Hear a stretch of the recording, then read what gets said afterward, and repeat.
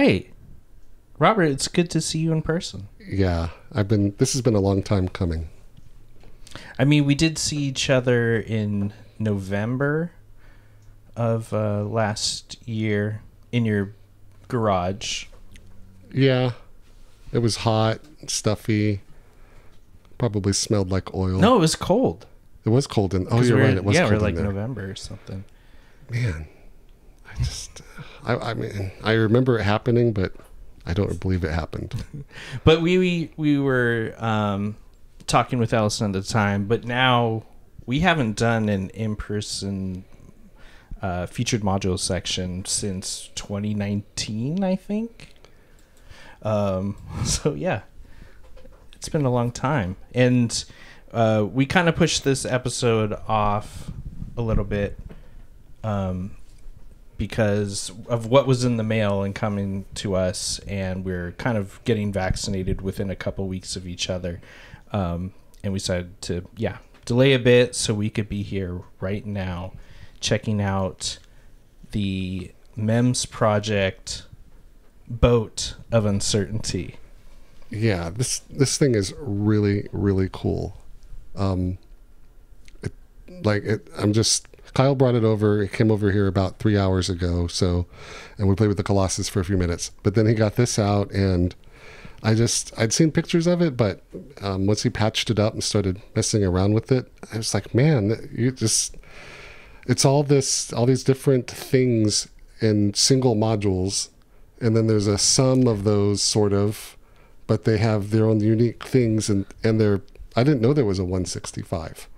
Yeah. Well, I mean, we're not 100 series agnostic. Yeah, it's there. I don't have as much access to, original 100 series modules as some other people do. Yeah, but there's still things that I'll find out about the 100 series. I'm like, oh, I didn't know the square wave oscillator has built-in amplitude modulation into it. It's like, whoa, that's really cool. That didn't really then pop up till the 259 later on. But so we kind of have the lineage of random. We start over to the left with the random voltage source, model 165, which is look at all these, all that blank. Yeah, space. It looks like a blank panel. Only the top inch and a half is. It's the top of it is half an H module.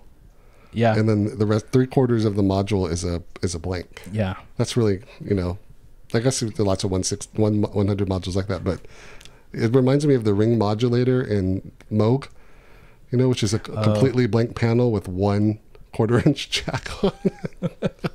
But anyway, yeah, it's not much going on there. And so that just has a 2 pulse inputs, and then it will, and then it has 2 output jacks. So back before Pomonas were doing stackable tiny jacks, they were just single tiny jacks. So you'll see on a lot of the old modules multiple output jacks, on this 165 and the 265. Each output has dual outputs. Oh, yeah. Because you couldn't just stack and stack and stack and place them everywhere for the banana outputs, not the tiny jacks outputs. For the banana output. Because it took me a while to kind of figure that out. It was why are the old ones why did they just be so? Why was he so redundant with the output jacks where you can just keep on stacking? But stackable Pomonas were not a thing back in the day, so that's why we've got 2 pulse inputs, 4 CV inputs. I mean outputs. Four outputs that are 2 sets of 2. So one set. Well, I think they're redundant. I think it's going to be the same, and we can double check this. But so the same CV comes from, if they're 1, 2, 3, 4, the same CV comes from 1 and 2. Yeah, and then the same CV comes from 3 and 4. Yeah. Based on the pulse that matches it. Yeah. And then it has an audio input for tiny jacks. Yeah, and we'll have to ask. I don't know what that is. Mark and Chip about that one. I haven't really figured that thing out. But what kind of is charming about this thing, if I follow my pulses correctly, there are some relays in here. So if I start to pulse it with a 281, I'm going to put my microphone. Sounds like a clock. There's the Wheel of Fortune sound.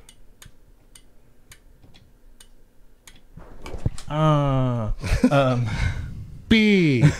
Bankrupt. So yeah, there's these clicking relays in here, and that actually happens for both of them, but it's kind of cool just to hear the thing. It is cool. I was, when you did it, you were like, check this out. I thought, man, the module makes noise. I know that sounds really weird, but it's just really neat. Mm-hmm. I've never seen or heard anything like that before. That's unintentional, I mean. Yeah. Should sample that. I tried to, I got a, cheapo contact mic and stuff and tried slapping it on there, but didn't really do the job.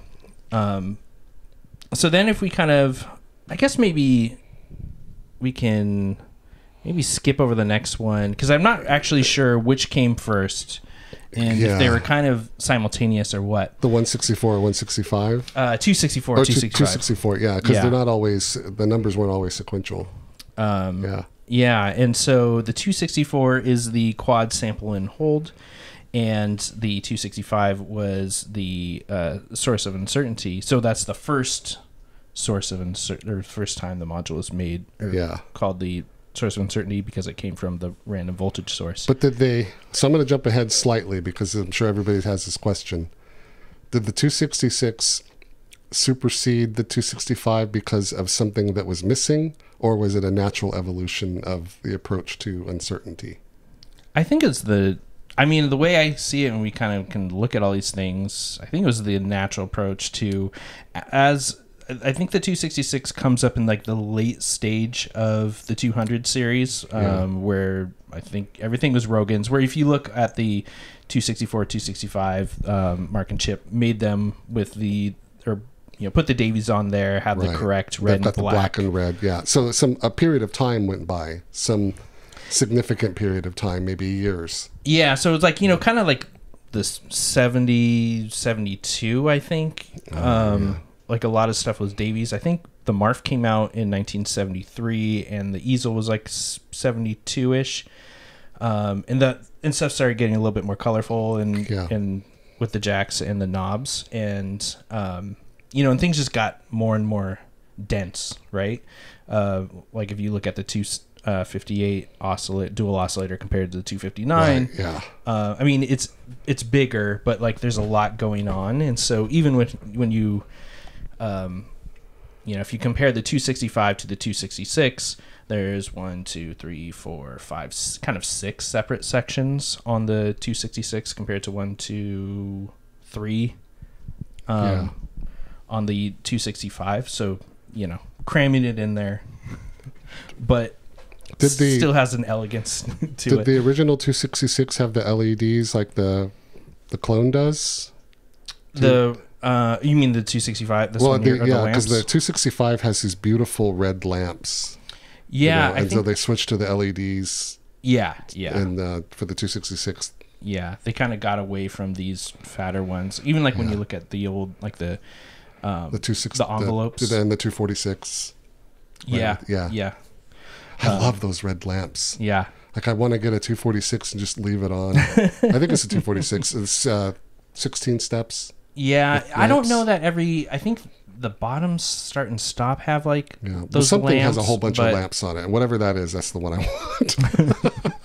Yeah, when this thing definitely it's much more blinding than all the other LEDs that I've had. When I've been they should be incandescent though, right? Because these are LEDs in this module, not incandescent red lamps, I think, based on just how bright they are. Mm-hmm. But I don't know.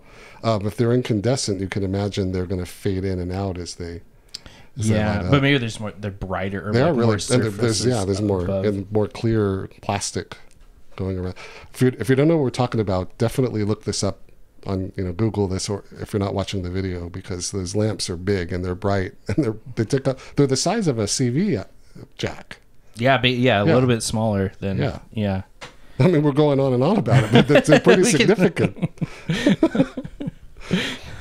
So yeah, I guess there's no noise on the 165. There's a separate noise module, and I believe we can talk to Mark and Chip. Maybe we already talked about this, but I thought there had to be some correlation where you would send a noise output into the input of the 165, and it would pull some of its random voltage from that. Yeah, well, the folks will know that when they listen to the show. They will, because they'll have just talked to Chip. Yeah.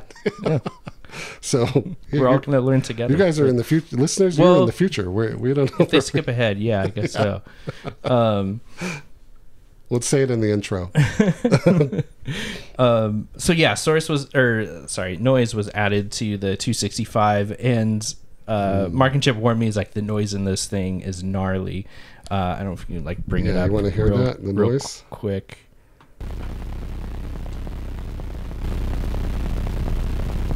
Yeah,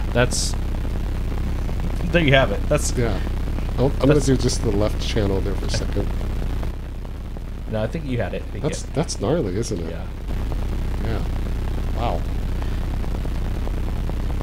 So yeah, that's the noise there. It's so bubbly. It's not white noise, brown noise, pink noise. It's interference. It's weird. Yeah. Do you know what's causing that? No. Well, whatever it is, it's cool. And then the 265 has a probable, what's called random voltage outputs and a probable rate of change. It doesn't really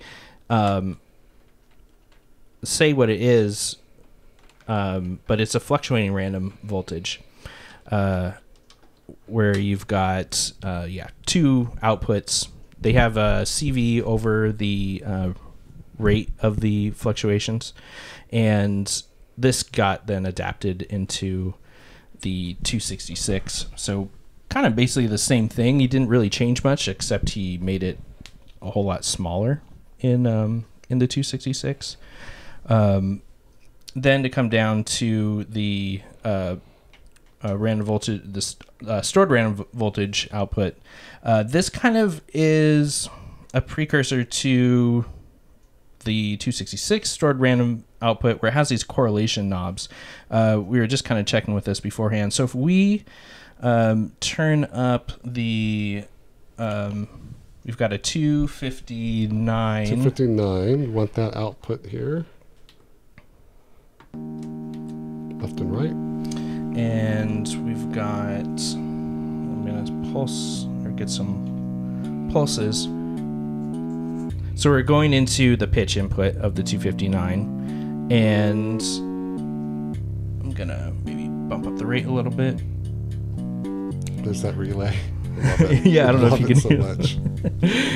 Relay's clicking away. And so, and that's, I just have another pulse output going in, kind of sharing pulses here, so that's why you're hearing maybe clicks in the background from the 165.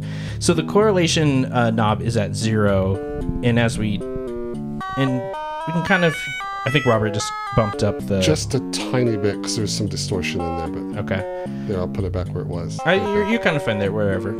So as we found, if you move up the correlation knob, I'll go like halfway. Or maybe like not hearing as wide of a jump from high to low. And if we go up to 1 to 1, or 1 correlation...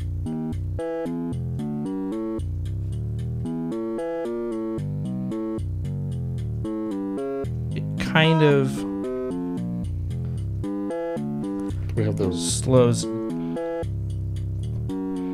We've got quite a patch thing going. You want this orange one going somewhere? Yeah, where's the orange one go? Into the pitch? Into the pitch, okay. Oh, that's so wait. Oh man. Did you mess up your patch? No, we're good. We're just we're listening to the stored random voltage the whole time. Oh, yeah. So No, from no, the it's not. 266. Yes, we are. Okay. There we go.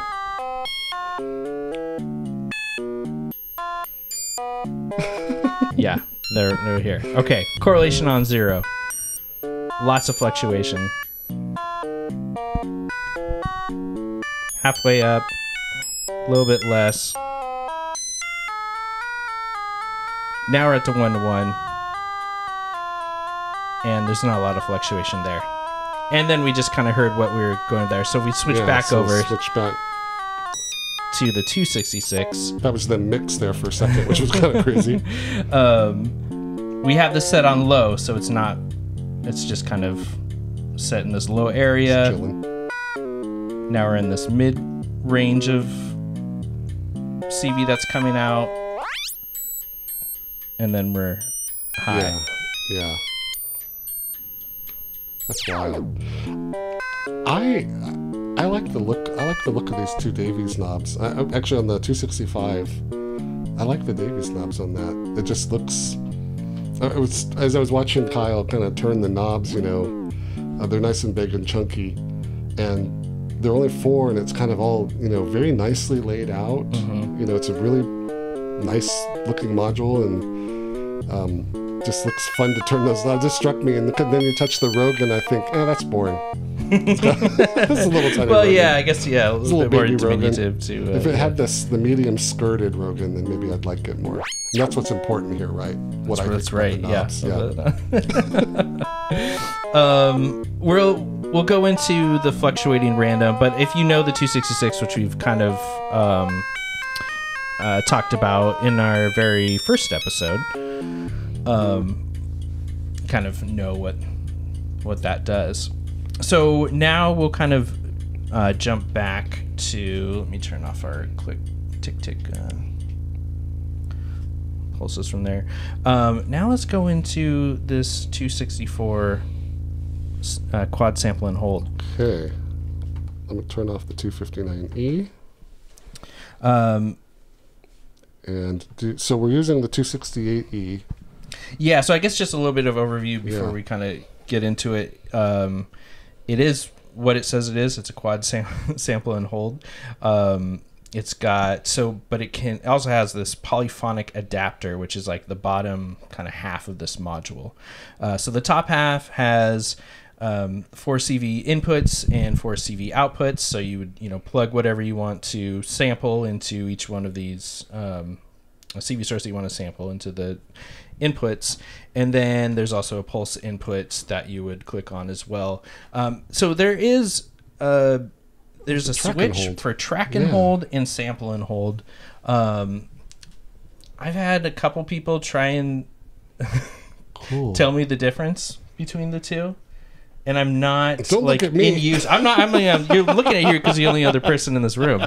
I'm just telling you. I've struggled to understand it myself because I have a depth module that does track and hold and sample and hold, and I don't know the difference. And I guess I need somebody to show me here, this is what sample and hold is doing. It tells and this you is what on the module. So what it says, so if you click it or up on the switch, it says track and hold tracks while pulse is high, and then if you switch it down, sample and hold samples on rising edge of pulse. It's so clear. Yeah, I've kind of tried to. There's things that I think this is acting this way because I have it in track and hold, and then I'll flip it the other way, and then I don't really hear a difference. Think we can try it out here. Yeah, I remember. I mean, we don't need to get into it for too long, but I remember that track and hold was like a sample and hold will sample the incoming CV for the length of a gate or a pulse. Okay. And then a track and hold will, We'll sample that CV. It'll sample the CV as the pulse is held, as the gate is held open. Okay. Yeah, I don't know. I mean, and that just kind of gets into weirdness because there's not a lot of, gates are not really a thing in Buchla. Yeah. There is maybe 3 modules that have something like called a pulse length. Yeah. In some of the sequencers, but I can't. I guess I haven't been told like, well, or like this is what this is good for, and it just isn't that prevalent throughout the system. Only in I think just like the 245 and 246 sequencers, and then kind of on the 251. Yeah, because you can set a length of in the quad sequential voltage source. You can set a length, basically an interval of a note, and it will, I'm using air quotes, hold the pulse. Mm-hmm. It'll make a pulse length of whatever that interval is relative to the time. So yeah, I mean, and I remember Doug saying something about how wrong that is, how wrong that language is, but I can't remember it exactly. And he's right. You don't have a long pulse. A pulse is a pulse, but yeah, it's not what I think of. It's kind of like, well, we don't have gates, and so that's what we're. Yeah, is it the amount of CV of the pulse is over 5 volts? And that's how it does the sustain in the 281. 281, yeah. So yeah, and in the two, I guess there's like you can hold notes, kind of like on the 218. I don't know. It's funny how. So this is episode 24 chronologically, but 23 by number, and we've talked about this in the past. It's impossible to know all of this, and then to a lesser extent remember a lot of it when it doesn't apply. Like Doug told me what a sustained pulse is, and the right way to describe that, and I knew that for a while, and then I forgot because it didn't mean anything anymore. Yeah, exactly. I was talking with I forget who I was. I mean, it was with Steve Barsky, who like helped get the Marf's firmware. Oh yeah, all up into working order, and that thing is just like so deep, and there's so many things you can do with it. I'll get into one mode of using it, and then I won't for 6 months to a year, and it's like, oh yeah, I haven't used sustain or enable at all, and it's like, well, what do those do, and how do I trigger? What's the best way to use those? So there's a lot of stuff to forget. Yeah, like with the Colossus, I had to relearn subtractive synthesis. So right. So it comes back to pulse lengths and track and hold and things, and I sometimes just think I'll look it up, it'll apply, and then I'll move on because I'm making music, but. Some of this stuff, of course, is very fundamental, and we need to remember, like interval and BPM. Yeah, it's like nobody's giving me any quizzes on this, so it's like, and people are like, "These guys don't know what they're talking about. I want my money back." Like, well. Good luck. Okay, so back to the 264. And it's tracking and holding and whatnot. So that's kind of the upper section way I just described. So. As you would think of a sample and hold, you put some sort of CV source into it, a pulse to track that or to hold that, and then it's going to have an output. So now this bottom section, which is the polyphonic adapter, it has its own, I guess kind of start top down, it has its own pulse outs that conveniently connect to the pulse input of each of the quad sample and holds with the shorting bars, and so we've got like 4 red shorting bars going into there. Looks cool. Looks dope. Yep. And then you've got below that, I guess to start in the middle, this number of voices. So depending on how many voices or oscillators you want to, or whatever you want to control with this polyphonic adapter, you can set it from 2, 3, or 4, and then it's got or 1. No. But there's a 1. So it'll go 1, 2. Well, 1's always there. Oh, I see 1 and 2. Yep. And then 1 and 3. 1, 2, and 3. 1, 2, 3, 1, 2, 3, 4. 1, 2, I got 3, 4. it. Yeah. Got it. Cool. And then it has a pulse input that kind of connects to that. So what that is going to, or I guess, and then a CV input as well. So instead of taking like 4 CV inputs, different inputs, and putting them into each of the sample and holds.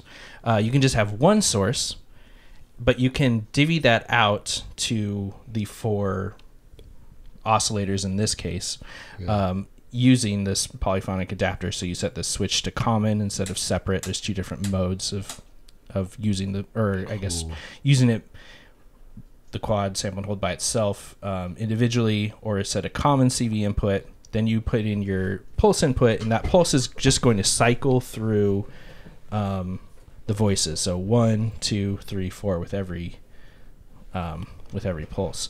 There's also a offset, which is interesting, where you basically, and it's set to be right up like at the top, like, you know, 0 offset is at the top of this knob, and then you can negatively bring down that, like, take down that voltage, or amp it up. What do you mean negatively? It's not. Well, so that's the thing. It kind of, it puts in a buffer. So I'm guessing this is like at 5 volts right here. Okay. And so negative would go down to 0, not -5. Yeah. So it would go down. It would bring down this offset. So I guess it's really.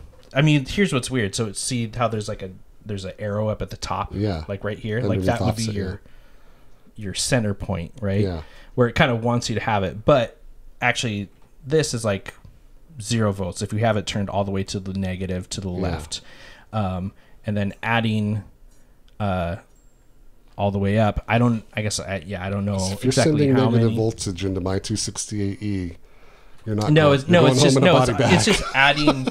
It's adding CV on, or it's adding voltage on top of what is being sampled. Yeah, so that, and we'll ask Chip and find out exactly what that is. Yeah. But it's probably 5 volts, and then onto the signal, and then adds 5 more for plus, and removes the 5 on minus. Yeah. And then there's a modulation input with an audio jack, kind of like a FM input on the oscillators that you see in Buchla.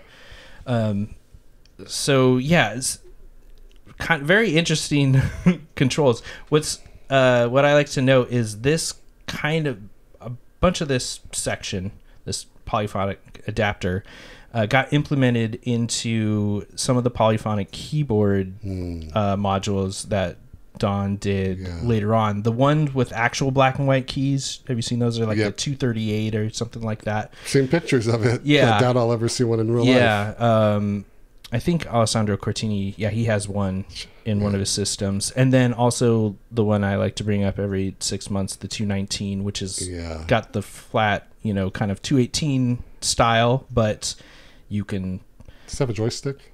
It has 2 joysticks. Yeah, I love that thing. Yeah, and so that has like also this offset and modulation, which kind of like, so then you kind of thinking like, oh, it works in the sense of a keyboard. This offset also in that situation has a CV input, so you could run CV into it, and you can get like a vibrato or something, like if you're doing a 218. But you also have the audio option here. Plus, you can just you could maybe sequence key changes. Yeah.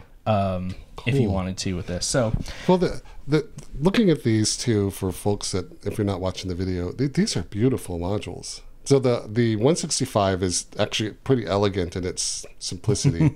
I do really like it. The 264 and the 265 have this sort of really clean layout and structure, compared to 200E modules, which have a ton of stuff on them. I think like the 251E is a beautiful module. There's a ton of inputs and outputs and screens and stuff, and these don't have that. And then comparing it to the 266, which has a lot going on, and still a gorgeous module, but there's an elegance here that I really like, and I kind of wish that the stuff wasn't so beautiful, because then it wouldn't make me want, like the 219.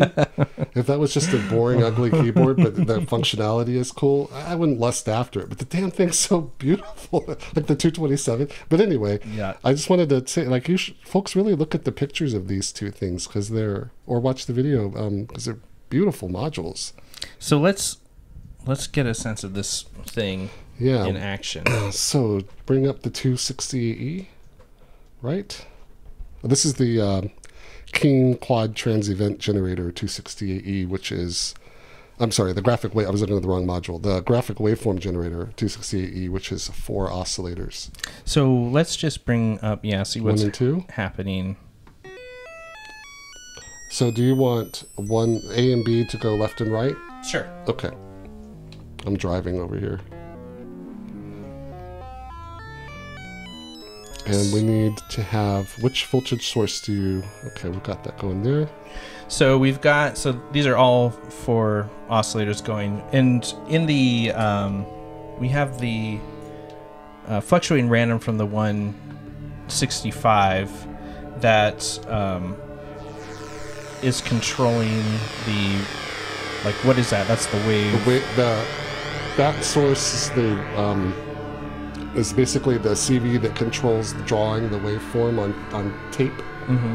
And then the other one is the speed of the tape. Speed of the tape. Yeah. So the first one was the stylus drawing on the tape, and the second one is the speed of the tape, kind of like a seismograph. Gotcha. We're gonna have to do that module at some point. We do. Folks, we need to do this module really bad. But I'm never going to sell it, so we can wait until, forever. We'll do it last. So yeah, kind of 2 fluctuating randoms controlling the speed. So the timbre is going to shift a bit, but I might kind of go maybe just to show off more of a simple wave shape. Okay, so now let's. So we're gonna do like really basic style of. I'm gonna use 2 channels from the 281, and I'm gonna have 1 cycle. And that's going to be our CV source. So I have the 2 knob, the tech decay, kind of straight up right now. And then if I start, I'm going to do kind of longer pulses. Should we take the... Oh, actually, it's this is CV. Yeah, okay. Yeah, you got it.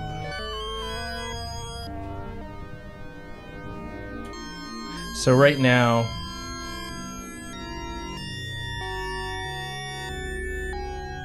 I can't remember what's going on. So yeah, now it's basically cycling through. Yeah, you've got CV coming. You've got a CV coming out of here. Did you want the pulse out? Nope, because I've got a separate source that's pulsing it. So I see. It's a black input. Okay. Yeah, so I've got CV going into the polyphonic input. Then I have a secondary pulse from another 281 channel. Yep. That is pulsing out of the rate. So if I up the, kind of get that more classic. So I'm pulsing this at a pretty fast rate. And what changes the pitch CV for each one of these 4 outputs going into the 268? So it's the attacking the 281 envelope. Like that's what we're sampling right now. Yeah, I got it. So like as I think probably most people have like done a sample and hold. They probably put an LFO into a sample and hold. We could also, we could take the fluctuating random. Oh man, I love the way that sounds. So we're taking the fluctuating random output from the 265. And it's set to like 0.5. I can go slower. I want to put a delay on that so bad. And I'll slow down the amount of time that I'm pulsing it. Kyle will love that so much. So here's the other weird thing that we can do. So we have this offset, right? And I've had it straight up. So if I go down. So now this is kind of like the bass pitch that we have it tuned to. Yep. Which is like pretty low. 13.75, which means the pitch knob is turned fully counterclockwise. And then we can kind of go back up to middle. Boy, I could just listen to that. You should make that the outro music for this episode. There might be some stuff in the can. Some like a delay on that, with some feedback, and this is kind of coming into self. That'd be really cool. So now I've got like the offset turned all the way up. So now everything's pitched up higher. I think Augustus and Jacqueline are really gonna like the sound. Yeah, Doesn't we're it sound getting like, cosmic with this shit. well, yo. it sounds a little bit like what is on their latest album. You know, that kind of sci-fi. You know, I mean, yeah, modern. the sample. Yeah, it's kind of classic. You know, Yeah. like this is your classic random. That was more prevalent in others types of synthesis. Yeah, like in that Galaxy Terror, I think was the name of the movie that we were talking about with Oh yeah, with Barry Schrader. yeah. And this is the kind of sound that even though He actually, you know what? He probably used this because this was a module at CalArts. And so, how many 258s would one typically use with? Do you think, you know, with these four outputs here? Would they use two 258s with two sections, or, you know, four? Like Barry had a lot in the Atlantis system. Yeah, right. I don't know. I mean, I guess it depends on like what you have access to. I was trying to run all four as much as I could, like at home. I mean, that's what's kind of nice about this one, the key module, because it was like, well, we got 4 oscillators, so might as well plug all 4 in there. Where I had at home, I was kind of like bouncing between a 258 and then also sending pitch to, I think it was to both inputs of like my 259, or sometimes splitting one over to like to my music easel as well. So also what I want you to hear before you turn anything else on in here. I'm messing with the delay. Sorry, Kyle. I had to hear it, okay? Had to. I'm going to turn up the modulation. So we've got turn that off. I turned it off. Thanks, everybody, for your patience while I enjoyed that. I just turned up a little bit of the modulation input. So we have a triangle LFO coming out from the 259E, the modulation section. So now it's like all these, we're getting these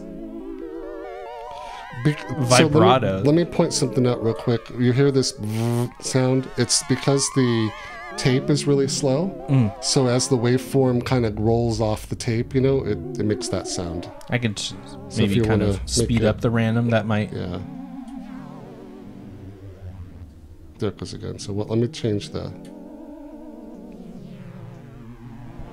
It's a good sound. There we go. So it'll be a little bit more consistent. So, this is basically like an FM input. So we're using this in like low frequency mode, right?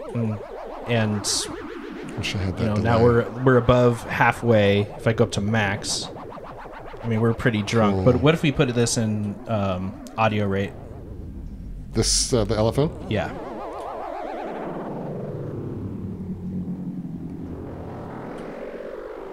Let me put the 259 in high here. Yeah.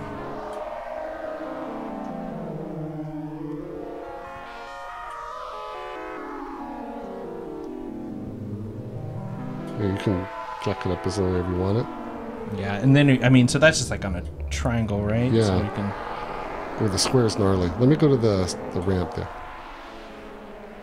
Square wave. It can get nasty too. And then we can speed up our... Cool.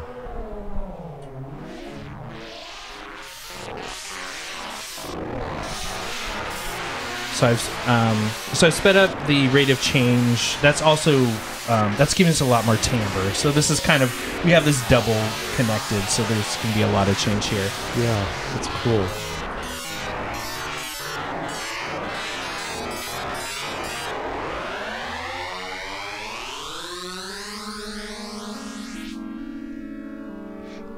It just sounds so damn good. It's part of that's a 26080. I got to give the credit there. 4 oscillators, polyphonic, and all of that. But dude, it's just, and that's with no effects or anything at all. So you can mess around with that a little bit. It's amazing. Let's put that on the 259 on a ramp there, because it'll, yeah. Okay, wait. Put it back on that slow one. I'm gonna do my delay thing. Yeah, let's bring it back to the. Gives us our more classic vibrato.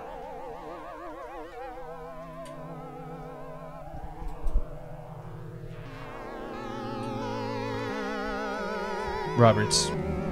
Got my Valhalla Delay here, which is kind of a vintagey style delay. You know, it's not really, really aggressive compared to some of the other delays that I have. They'll add like a ton of... I don't think I can hear that in my headphones, right? So maybe it'll... I could hear it on the background. Okay. Yeah. Just gotta turn it up to 11. So yeah, I've been like super psyched about this module. But here's the thing. Here, I'll kind of turn this down a bit. Oh yeah. There's no delay. I haven't done anything at all. Oh, gotcha. It's doing it on its own. That is so cool.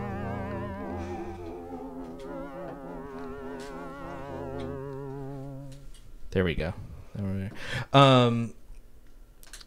So this, what is kind of cool is this. There is a sample and hold section in the 266, and it does kind of borrow half of this polyphonic section. If you look at the 266, and we didn't really go over it too much in our first episode, but there is a pulse in, and then there's these alternate pulse outs. There's also the CV in that has a main CV out, and then alternate CV outs.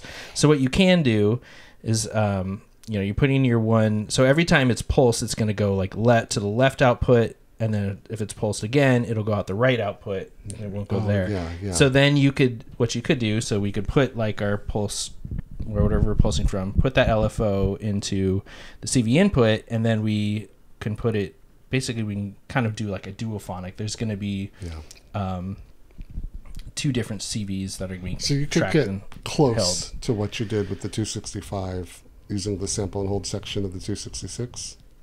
Or with the 264. Yeah, you can do half. you can kind of do half of it. I mean, you can, you can just pulse it regularly, do a CV in, use a normal CV out, but you can put it into two different oscillators, or divvy up. I have done like a couple patches using like the 218, where I am able to play kind of two notes at a time with that. So maybe let's quickly maybe set up shop with the 218, and this does, with a keyboard input, we can play 4-note chords and 4 oscillators Cool. with the 218. Yeah, I want to check that out.